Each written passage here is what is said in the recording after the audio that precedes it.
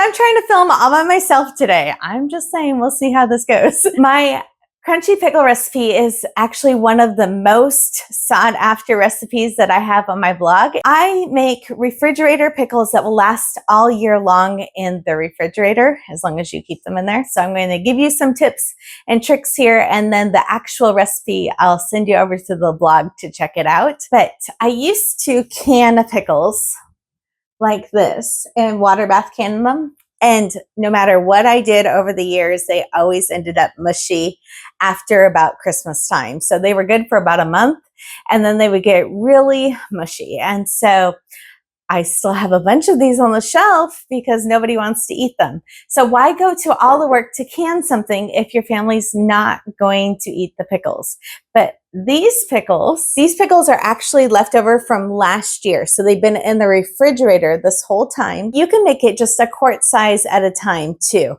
But this is the rest of the pickles that I had left over from last year, and they are still crunchy. They're still perfect. They were stored in this vinegar brine, so they're still safe to eat because they've been in the refrigerator this whole time.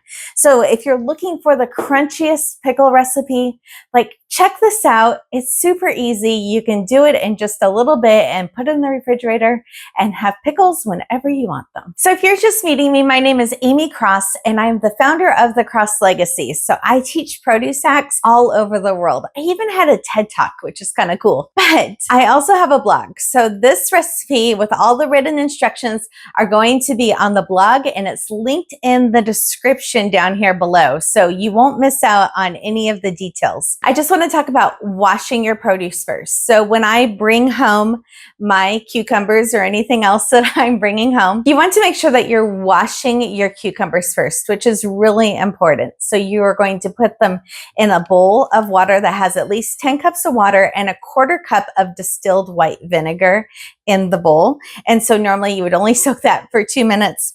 It's a little bit okay here that they've been sitting a little bit longer because we are making pickles. So if they get tasting a little bit more like vinegar, it's okay. But anyways, for 2 minutes, since pickles are so dirty when you get them, I normally will rub them a little bit more, either with my hand or a scrub brush, a veggie scrub brush, and make sure they're clean. And I will rinse these off because they normally are so dirty when you get them from the farmer's market or if you're growing them.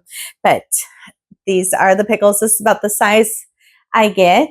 So I have 50. This is 25. I have another bundle here of another 25. So since I'm going to be slicing these and putting them in the jars, I won't have to worry about drying them out. I will set them out on the towel just while I'm doing that. But we're going to cut these into spears, and I'm just going to follow the exact instructions that I have on the blog. So I'm washing these first, and then after they're clean, we'll come back for the next step. The recipe on the blog has it for a quart size jar. So this is a quart size jar. I normally make them in half gallons. So you just hit the times to the recipe to make it in the half gallon size, but you can make just a quart at a time if you want to also. And then normally about 6 pickling cucumbers will fit in a quart size jar. When you're thinking about making this recipe, make sure that you think about how much refrigerator space this is going to take. I have 25 pickles right here. That should make 4 half-gallon jars. So I have plenty of room in my refrigerator for that. If you don't have enough room and have too many pickles, give them away as presents to your friends because they will love them. Just make sure that you get your jars back because nobody should be stealing your jars. Okay, a couple other things that you are going to need is fresh dill. So I always tease that I'm kind of a big deal. But anyways, fresh dill you can normally get at even the grocery stores, farmers markets in like late August, early September. They normally have it. So fresh dill is the best. It looks pretty in the jars too, but if you need to use dried dill, you can. And yes, I washed the dill also. And then each jar is going to need at least 3 cloves of garlic. So you are going to need some beautiful garlic. Right now is like harvest time for garlic too, so you can get some beautiful big ones. And then I'm going to go outside in the garden and grab some grape leaves. And here's the grape leaves I just picked outside. I'm going to just put them in that vinegar water to clean them off. And I'll let those sit there for 2 minutes. Let me give you a little secret here.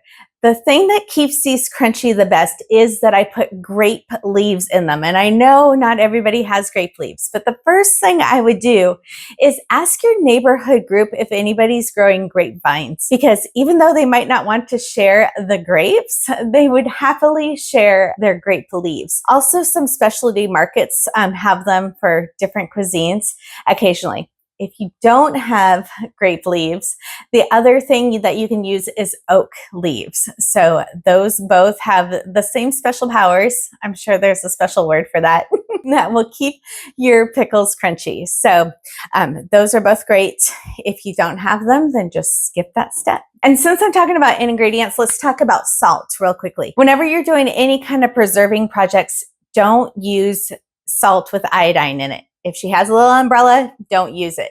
So you want to use canning salt, sea salt, or Himalayan pink salt whenever you're doing something like this. So make sure you have the correct salt. The other things going down the recipe, just for the ingredients, you're going to need water, 5% distilled white vinegar, which you already should have from washing your produce. If you want to add a little bit of sugar into it, it's regular sugar. The 6 cucumbers, this is for the quart size measurements. 3 sprigs of the dill, or 1 tablespoon of the dried dill. 3 cloves of garlic. 1 teaspoon of mustard seeds. 1 teaspoon of black peppercorns. So not it crushed, the whole corns. And then add a grape leaf or an oak leaf if you have it. We're going to cut these pickles into spears. So I try to keep the bigger size ones out over on one side of the counter and the smaller ones on the other side of the cutting board. Some people like to keep the blossom end on the pickles. They think that it helps it stay crunchy longer. I personally don't like the ends of the pickles, so I just cut them off.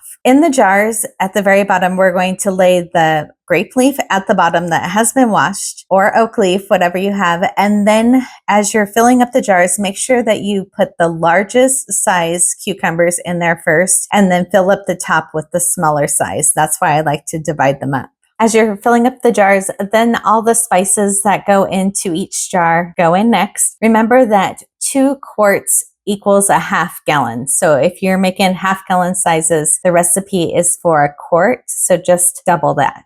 So I wait until I figure out how many quarts or half gallons I have in the jars of the cucumbers to make the pickles before I decide on how much brine I need to make. So once you figure out how much brine you need to make for the amount of jars that you have, then in a pot, you're going to add the water, vinegar, salt, and sugar to the pot and dissolve it. So once it's dissolved, right before it starts to boil, you can just turn that off with the heat. When I get about halfway through filling up the jar, that's when I like to put the dill in the jar so you don't have to cram it in at the top. So normally around that halfway mark is where I do the dill. I also tried to drop in the garlic around this time too. The brine just gets added to the jars that have the pickles, dill, garlic, and all of the spices in it. Then you just top off the jars with the brine. You put a metal lid on them. I leave them on the counter for about an hour or so before I put them away, just so they can cool down a little bit before they go in the refrigerator. And then once they're in the refrigerator, you want to make sure that the brine always stays above the pickle level. So as you're eating it, just kind of keep an eye on it, that the pickles are lower than the brine. But in 7 days, you will have pickles and you will be able to eat them